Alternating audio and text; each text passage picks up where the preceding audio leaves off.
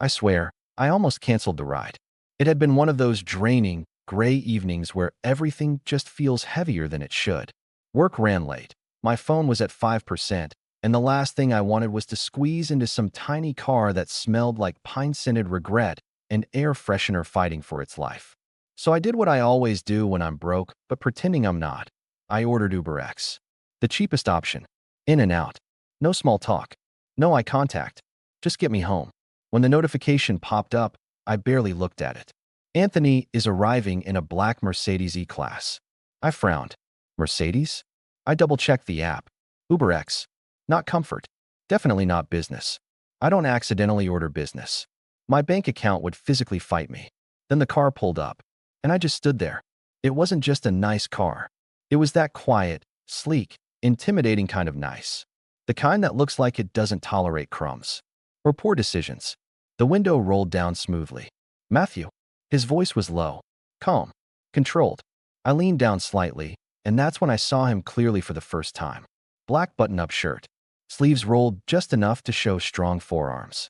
A smooth, clean shave along the jawline, but with that perfectly even stubble that looked intentional.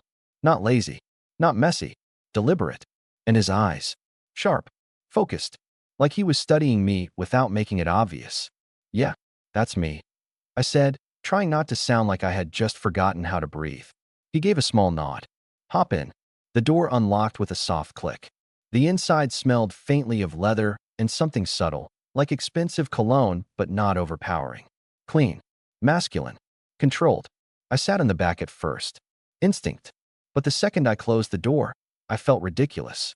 It felt too formal, too distant. Then he glanced at me in the rearview mirror. You can sit in front if you'd like, he said. It's a quiet night. His voice did something to me. I don't know how else to explain it. I hesitated for half a second before opening the door again and sliding into the passenger seat. Up close, it was worse. The black shirt fit him perfectly, not tight in a showy way, just right. The fabric pulled slightly across his chest when he adjusted the steering wheel. The collar was open at the top, exposing just a hint of skin. And that stubble. God, it framed his jaw like it had a purpose, like it knew exactly what it was doing. You ordered UberX, he said casually as we pulled away from the curb. I did, I answered quickly. Did I mess something up? No, a faint smirk touched the corner of his mouth. I got switched into the lower tier for the night. Long story. Of course he did. So the universe just handed me business for the price of economy. I tried not to stare, but I failed. Completely. His hands on the steering wheel were steady. Veins subtle, but visible. Fingers long. Clean nails. Everything about him felt intentional. So, he said after a moment. Long day. I let out a breath I didn't realize I'd been holding. You have no idea. He glanced at me briefly. Try me. I don't know why I started talking. I usually don't. I hate small talk with drivers. But something about him made it easy. Or dangerous. I told him about work. About my boss dumping last-minute tasks on me. About how I hadn't eaten properly all day. About how sometimes I order rides just to feel like I'm being taken care of for 20 minutes. I don't know why I admitted that last part. He was quiet for a second. Then he said, softer, there's nothing wrong with wanting to feel taken care of. My stomach flipped. The city lights moved across his face as we drove. Yellow streaks from street lamps highlighting the curve of his cheekbone. The clean line of his jaw. The smooth transition from skin to stubble. I noticed everything. You do this full time? I asked, partly to distract myself. Driving, he said. No. I run a small consulting business.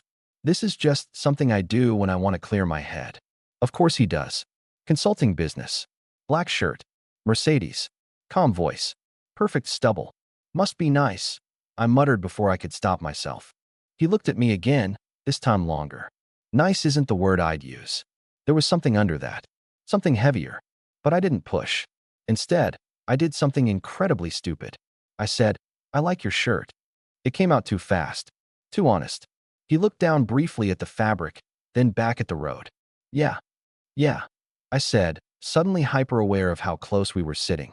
It suits you. His jaw tightened slightly. Not in discomfort. More like he was processing. Thank you, Matthew. The way he said my name. Slow. Controlled. Like he was tasting it. The car felt smaller. The air thicker. We stopped at a red light, and for the first time, he turned his head fully toward me. Up close, I could see the texture of his stubble. Not rough, not patchy, just perfectly even. It made his face look sharper, older in a good way, more grounded. "You've been looking at it since you got in," he said quietly. My heart slammed against my ribs. It's okay," he added, voice calm. "I don't mind." The light turned green, but neither of us moved for half a second. Then he drove. I stared straight ahead, face burning. Why was I like this? Why did this man in a black shirt make me forget how to function? "You don't have to pretend," he said after a moment. "Pretend what? That you're not curious." The words hit me straight in the chest. I swallowed. "About what?" He exhaled softly through his nose, almost amused. "About me." And that's when I realized something terrifying. This wasn't just me staring at his black shirt and perfectly groomed stubble. He had noticed every single look, and he hadn't looked away. I should have laughed it off, made a joke, played dumb, looked at my phone, and pretended I was suddenly very invested in Instagram. Instead, I sat there with my pulse in my throat and said nothing. Anthony didn't push. He just drove. The silence wasn't awkward. That's what made it worse. It felt charged, intentional, like we were both aware of something forming between us, and neither of us wanted to be the first to break it. "You do this with all your passengers?" I finally asked, trying to regain some control. "Do what?" "Call them out for staring." A faint smile touched his mouth. God, that smile. Only the honest ones. I let out a breath that was half a laugh, half surrender. "So I'm honest now." "You didn't deny it." He had me there. I turned slightly toward him. The city lights reflected in the windshield, casting moving shadows across his face. The black shirt shifted as he adjusted his grip on the wheel, the fabric stretching subtly across his chest. I wanted to reach out and touch it. There was nothing inappropriate about it. I just wanted to feel the material, to be certain it was real, to know he was real. "You don't seem like an Uber driver," I said. "And you don't seem like someone who orders the cheapest option," he replied smoothly. I blinked. "Wow. Okay." He glanced at me, amused. "You moved to the front seat within 10 seconds. That means nothing. It means you're not as distant as you pretend to be." That one landed. I crossed my arms defensively, even though he wasn't wrong. Maybe I just hate sitting in the back like I'm being chauffeured. "You like being close to the action." My stomach flipped again. "Is that your consulting voice?" I teased. "Analyzing strangers in traffic?" "It's my observation voice," he corrected. "And you're not a stranger." The way he said it was subtle, not heavy, not romantic, but it meant something. We hit another red light. This one longer. The street was quiet, almost empty. The glow from the dashboard illuminated the sharp line of his jaw. The stubble looked darker in the low light, more defined. I stared again. He noticed again. "You're doing it," he said quietly. "Doing what?" "That thing where you look at my mouth like you're debating something." I snapped my gaze away immediately. "I am not." "You are." My face was on fire. I stopped, because lying felt pointless at this point. "You just what?" he prompted softly. I took a breath. "I like the stubble." "There." I said it. The silence that followed wasn't mocking. It wasn't awkward. It was heavy. Anthony's jaw shifted slightly. He ran his tongue over his lower lip in thought, and that tiny movement nearly destroyed me. "Most people prefer clean-shaven," he said. "I don't," I admitted. "Why?" I hesitated. Because the answer felt too honest. "It makes you look grounded," I said carefully. "Real. Like you know who you are." That was way too much. I immediately regretted it. But he didn't laugh. He didn't deflect. Instead, his grip on the steering wheel tightened slightly. "You're very observant for someone who claims he was just tired from work." I swallowed. Maybe I'm not as tired as I thought. The air between us shifted again. Less playful, more aware. We were about 10 minutes from my apartment. Too soon. I didn't want the ride to end, which was insane. I didn't know this man. He was technically just my driver, but he didn't feel like just anything. "Matthew," he said after a moment, his voice lower now. "Yeah. If I told you I noticed you the second you walked up to the car, would that make you uncomfortable?" My brain short-circuited. "You noticed me?" "You hesitated before getting in," he said calmly. "Like you were deciding whether I was safe." I was deciding whether I was hallucinating. I shot back before thinking. "Uber economy doesn't usually come with a Mercedes and what?" he asked gently. And I looked at him fully now. No hiding. "You." The word hung there. He held my gaze this time. Didn't look away. Didn't smile. Just watched me. The light turned green again. He drove, but slower. I don't usually let passengers sit in front, he admitted. Oh, I said softly. And I definitely don't usually have conversations like this. Then why are you? I asked. He was quiet for a long second. Then, without looking at me, he said, because you're not looking at me like I'm your driver. My chest tightened. How am I looking at you? Like you're trying to figure me out, he said. Like you want to know what's under the shirt. My breath caught. That's not. He glanced at me, one eyebrow lifting slightly. Okay, I exhaled. Maybe it is. We both laughed then, but it wasn't light anymore. It felt like something breaking open. We turned onto my street. Panic set in. I didn't want this to be over. Not like this. Not with unanswered tension and unfinished sentences. He pulled up in front of my building. The engine idled. Neither of us moved. Here we are, he said quietly. Yeah. I reached for the door handle, then stopped. Because something inside me refused to let this end as just a ride. I turned toward him fully. Anthony. He looked at me. Patient. Waiting. Did you really get switched into the lower tier tonight? His eyes flickered with something. Amusement, maybe. No. My heart skipped. I saw your request, he continued. And I accepted it. I stared at him. Why? He leaned back slightly in his seat, the black fabric stretching across his chest again. Because I wanted to. The world felt very small in that moment. Very quiet. And now? I asked, my voice barely above a whisper. He looked at my mouth, then back at my eyes. Now, he said slowly, I'm deciding whether to let you walk away without asking for my number. My pulse thundered, and for the first time that night, I realized. This wasn't just me falling for a black shirt and perfect stubble. Anthony had been choosing this moment too. I don't know what came over me in that moment. Maybe it was his tone. Calm. Steady. No desperation. No arrogance. Just quiet certainty. Like he wasn't chasing me. Like he was offering me a choice. I swallowed, my fingers still resting on the door handle. And if I don't walk away? I asked. Anthony's eyes darkened slightly. Not in a dramatic way. Just enough that I noticed. Then I'd say I read you correctly. The engine hummed quietly between us. The world outside my window continued like nothing monumental was happening inside this car. But for me, everything shifted. You're very confident, I said, trying to steady my voice. I'm very observant, he corrected gently. There's a difference. I studied him. The clean lines of his black shirt. The sleeves rolled just enough. The faint shadow along his jaw where the stubble framed his face perfectly. He didn't look nervous. But his thumb tapped once against the steering wheel. Tiny detail. Tiny crack in the armor. You're not as calm as you look, I said softly. That got his attention. His eyes flicked to mine again, this time sharper. What makes you say that? Your thumb, I replied. Silence. Then, he exhaled, a quiet breath that almost sounded like a laugh. Consulting must be rubbing off on you. No, I said. I just noticed things too. We held eye contact longer than was reasonable. My heart was pounding so hard I was sure he could hear it. You're deciding, he said quietly. About what? Whether this is just a ride. My chest tightened. He wasn't wrong. This could be simple. I could thank him, step out, replay the entire thing in my head for weeks, and call it a beautiful almost. Or, I could be brave. You accepted my request on purpose, I said slowly. Yes. You let me sit in front. Yes. You noticed me before I noticed you. A faint smile returned. Definitely. And you're still sitting here. He tilted his head slightly. So are you. That did it.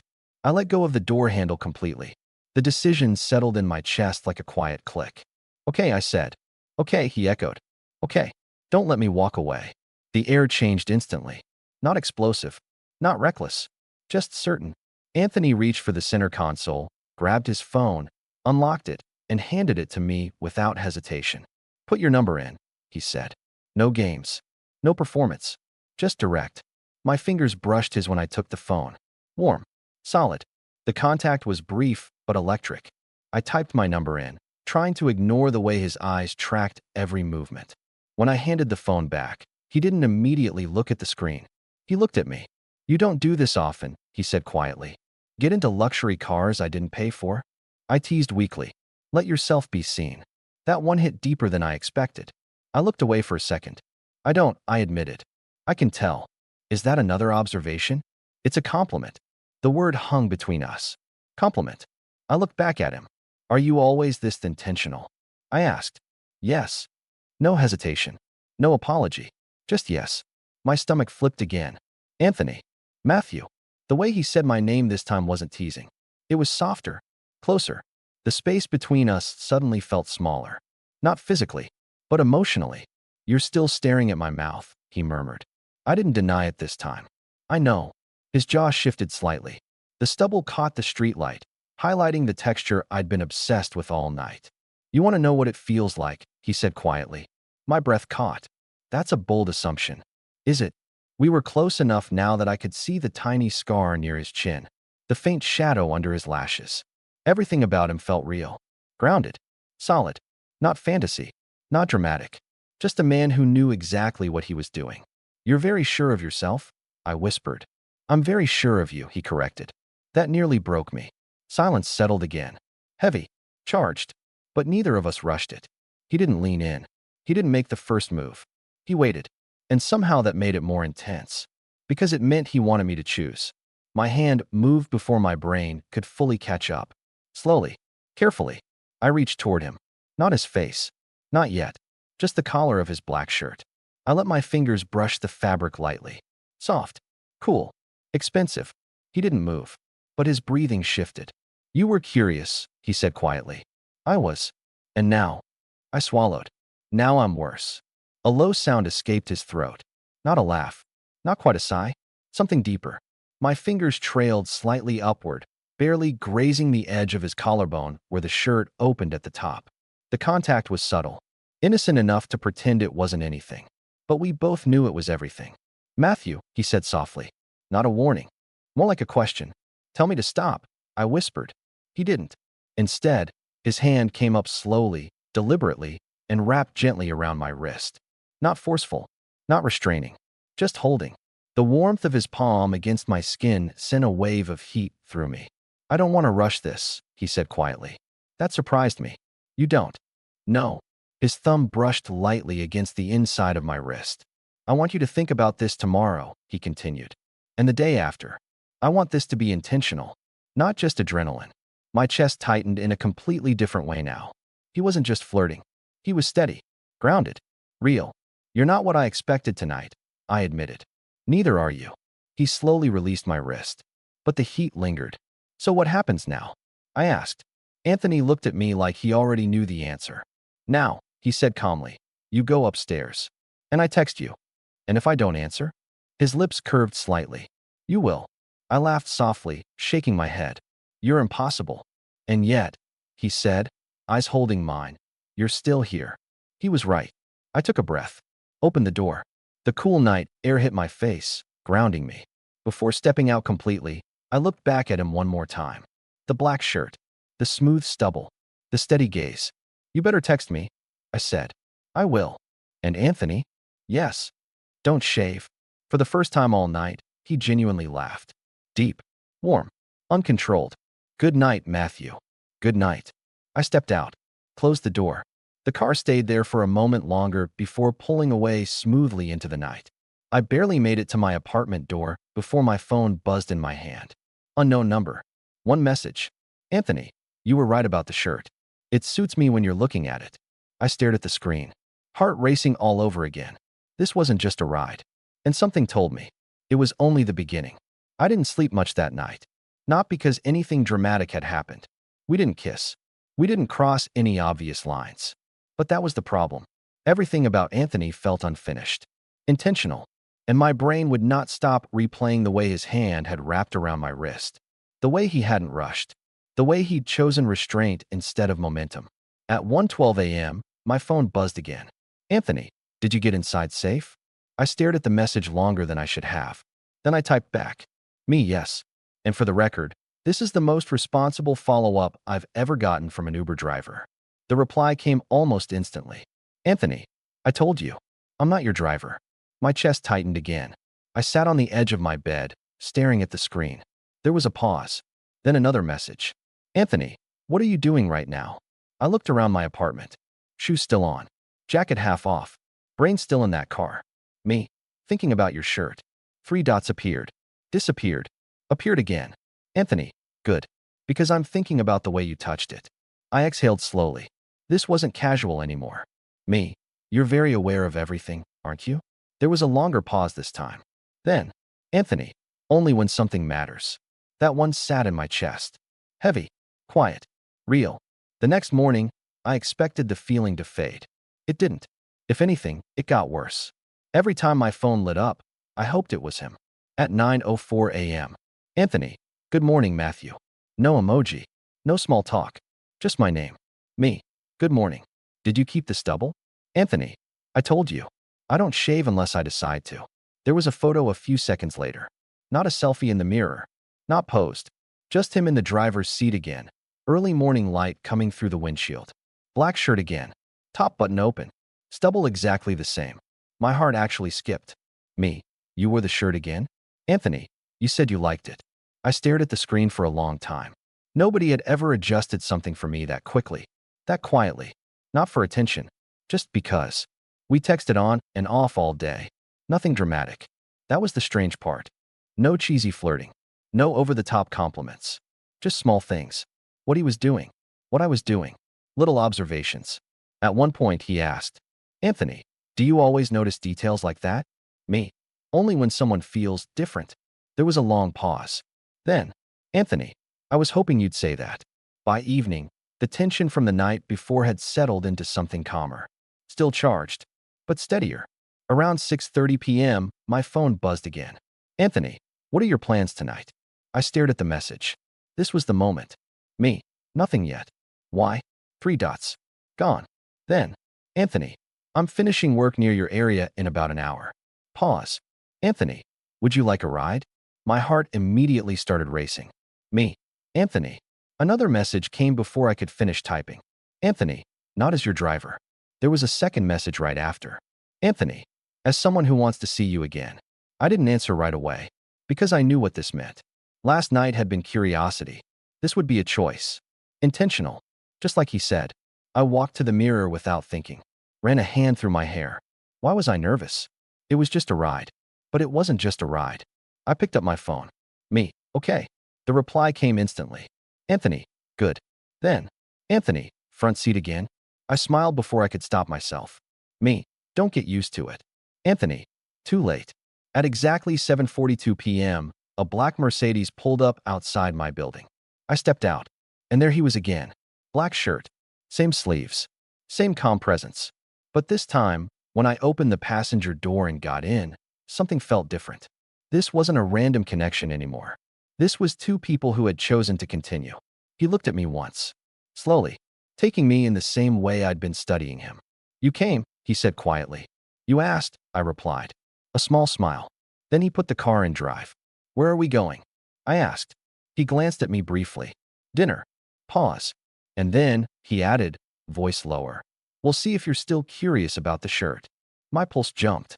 Because I knew exactly what he meant. And the worst part? I definitely was. I didn't ask what kind of dinner. I didn't ask where we were going. I just sat there, hyper-aware of everything. The way Anthony drove, smooth, controlled, one hand relaxed on the wheel. The way the black shirt fit him tonight, slightly different in the softer evening light. The stubble, still perfect. Still deliberate. You're quieter tonight, he said after a few minutes. I'm thinking. About. I glanced at him. You. That got a subtle reaction. His jaw flexed slightly. Dangerous habit, he said. You encouraged it. He hummed. I did. We pulled up to a small restaurant I'd passed 100 times, but never gone into. Low lighting. Not flashy. Intentional. Of course. He stepped out first. Walked around. Opened my door. I blinked. You don't have to do that, I said. I know. There it was again. That choice. Inside, the place was warm and quiet. Exposed brick. Soft music. Dim gold lighting that made everything feel closer than it was. We sat across from each other. For the first time, I could really look at him without the distraction of traffic. Up close, the stubble wasn't just aesthetic. It softened him. Made him feel human instead of intimidating. You're studying me again, he said calmly. I don't deny it anymore. Good. We ordered. Simple. No big show. Conversation came easily. He told me about his consulting work, helping small businesses fix internal chaos. Most problems are communication, he said. People don't say what they actually mean. I almost laughed. Is that why you say exactly what you mean? Yes. That steady eye contact again. And what do you mean tonight? I asked. He didn't hesitate. I mean that I wanted to see if the connection we felt in the car was real outside of it. My stomach tightened. And, and it is. The food came. Neither of us touched it immediately. Why did you really accept my ride request? I asked quietly. Anthony leaned back slightly, studying me the same way I'd been studying him. You looked up at the car before you got in, he said. Most people don't. They rush. You paused. So I saw curiosity. Not entitlement. Not impatience. Just curiosity. He leaned forward slightly. And I liked that. Something about the way he said it. No performance. No exaggeration. Made it land harder. Dinner stretched longer than it should have. Not because we dragged it out. Because neither of us wanted it to end. When we finally stepped back outside, the night air was cool. We stood near the car, closer now. No table between us. No steering wheel. Just space. Are you still curious? He asked quietly. I swallowed. Yes. About the shirt? I shook my head slightly. No. His eyes darkened. About you. That changed something. He stepped closer, not touching, but close enough that I could feel his body heat through the thin space between us. You're not nervous, he observed. I am. But you're still here. Yes. He lifted a hand slowly. Not sudden. Not forceful. Just intentional. His fingers brushed lightly along my jaw, right where I'd been staring at his stubble all night. The contact was barely there, but it sent a slow, steady heat through my chest. This, he said softly, thumb brushing the side of my face, is what you were looking at. I couldn't breathe properly. Yeah, I whispered. His thumb moved slightly, grazing along my jawline again. You like how it feels? He asked. He wasn't asking arrogantly. He genuinely wanted to know. I nodded. Yes. He studied my face for a long second. Then, slowly, he leaned in. Not rushing. Not claiming. Just closing the distance. His lips brushed mine gently. Soft. Controlled. The stubble grazed my skin at the edge of my mouth and, God, it was exactly what I'd imagined. But warmer. Real. My hand came up instinctively, gripping lightly at the fabric of his black shirt. He felt it. His free hand slid to my waist, not pulling hard, just grounding me there. The kiss deepened slightly. Still slow. Still intentional. No urgency. Just two people fully present. When he finally pulled back, our foreheads rested lightly together. You think too much, he murmured. I know. And yet you still chose this. Yes. He smiled slightly against my skin. Good. We stood there for another moment, breathing the same air. No rush. No pressure. Come back to the car, he said quietly. My pulse jumped. For what? He looked at me with that steady, unreadable expression. To continue. And this time, I didn't hesitate. The inside of the car felt different this time. Not like the first night, when everything was new and uncertain.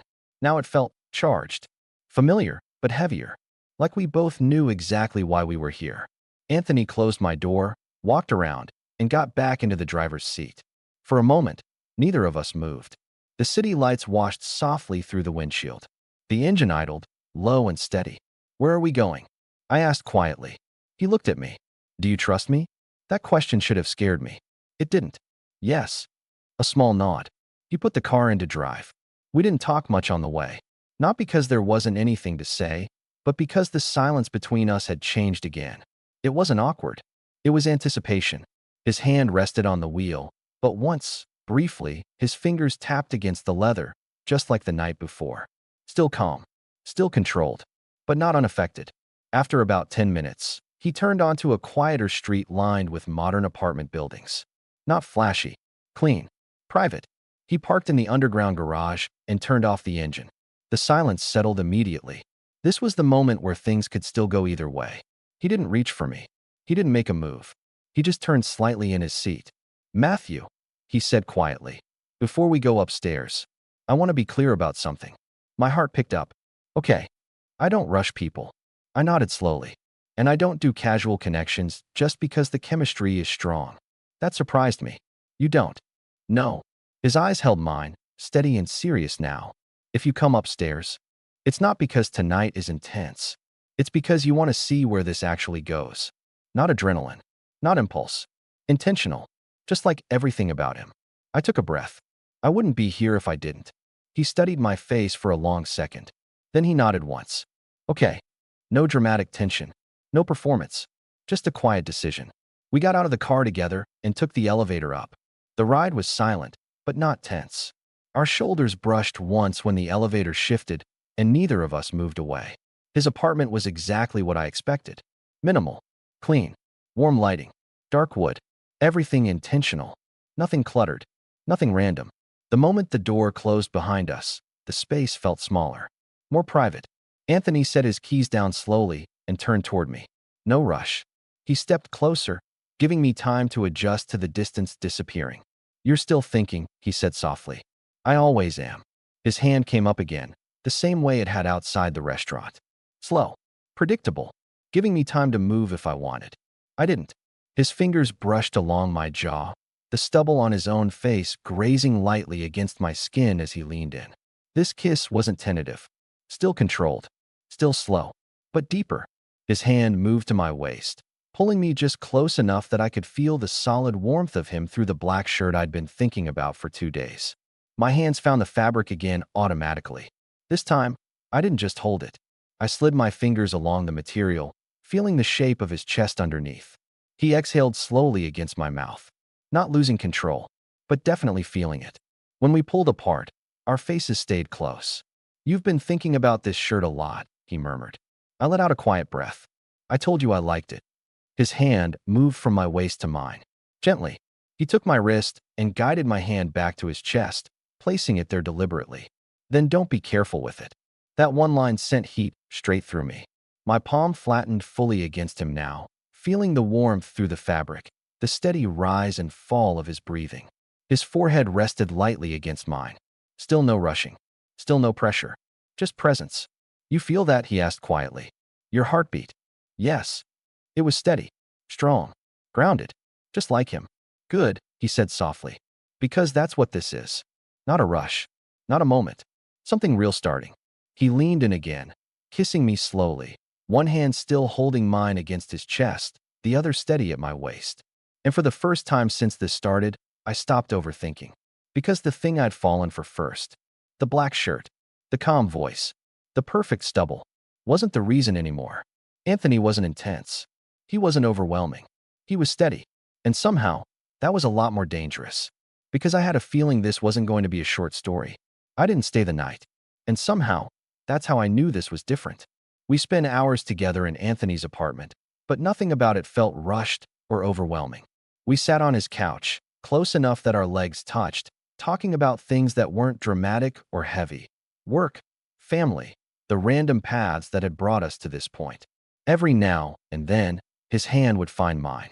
Not possessive, not constant, just there, like a quiet reminder that this wasn't just conversation anymore. At one point, I caught myself staring at him again. The black shirt was still on, the sleeves still rolled, the stubble still exactly the same.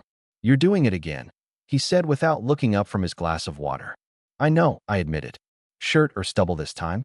I smiled. "You." That made him pause. Really pause. When he looked at me again, something in his expression had softened. Less guarded, less controlled. "That's better," he said quietly.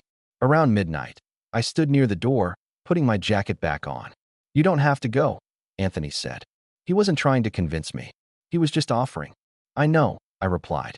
"Then why are you?" I hesitated, choosing my words carefully. "Because I don't want this to feel like something intense that burned too fast." He watched me closely. "I want to come back," I continued. "Not feel like I never left." For a moment, he didn't say anything. Then he nodded slowly. "That's a very you answer. Is that a good thing?" "Yes." He stepped closer, stopping just within arm's reach. "You're careful," he said, "but you still chose this." "I'm trying to do it right." His hand came up one more time, brushing lightly along my jaw. The stubble grazed my skin again as he leaned in, pressing a slow, steady kiss to my mouth. No urgency, no escalation, just something that felt grounded. When he pulled back, his forehead rested briefly against mine. "Text me when you get home," he said. "Now who's being responsible?" I teased. He smiled. "Now I'm being intentional." Over the next few weeks, the rides became a pattern. Not literal rides, but moments. Coffee before work, dinner after long days, quiet evenings where we didn't always need to talk. And every time I saw him, the black shirt showed up again. Not always, just often enough that I noticed. One night, about a month after that first ride, I finally asked, "Do you actually like that shirt? Or do you just wear it because I do?" Anthony looked down at it, then back at me. "I liked it before." Pause. "I wear it now because you look at me differently when I do." That hit me right in the chest. The thing is, I thought I fell for the shirt, or the stubble, or the calm voice. But that wasn't it. What I fell for was the way Anthony never rushed anything. The way he paid attention. The way every step with him felt chosen, not accidental. One night, months later, we were getting ready to go out, and he was standing in front of the mirror, buttoning that same black shirt. I walked up behind him, wrapped my arms around his waist. "You know what the real problem is?" I said. "What?" "You picked me up in economy." He smirked at my reflection. "And I think you accidentally upgraded my entire life." That was the first time I saw him lose that calm composure. He turned, pulled me closer, and kissed me with a warmth that felt deeper than anything we'd rushed into at the beginning. When he pulled back, his thumb brushed lightly along my jaw. "Good thing I accepted that request," he said. "Yeah, it really was. Because sometimes the best things don't arrive the way you expect. Sometimes you call economy, and business shows up,